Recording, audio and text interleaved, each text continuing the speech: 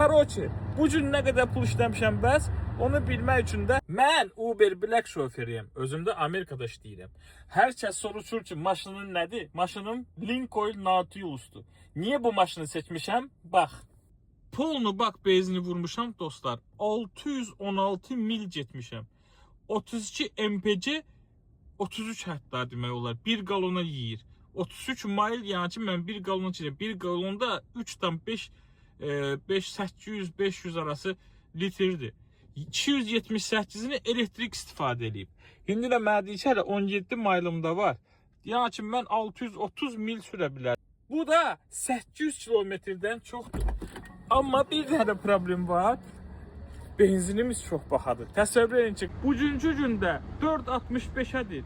1 galon, 3 litr, 800 hardasa benzin 4.65'ə. Təsəvvür elə ki, bu benzini mən 2.30'a vururdum. 2.30 ara, 4.65 ara. 2 dəfə baxalaşıb. İndi $80 yenə benzin vuracağım. Niyə şərdə vururam? Burada mən membershipəm biraz endirim olasıdır. Karoçi, bu gün nə qədər pul işləmişəm bəs, onu bilmək üçün də məni takip et və bütün videolarıma bax. Hər gün çalışacağım paylaşım. Amerikada Uber Black'də nə qədər pul qazanmaq olar.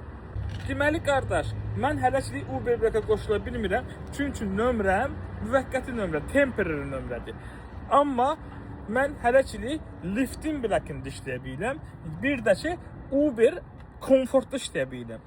Bu günə mən biraz işləmişəm. Getdim, yatdım falan filan. $250 işləmişəm 2 proqramda. İndi 1 saatda işləyib 300'ü vurub gedəcəm evə.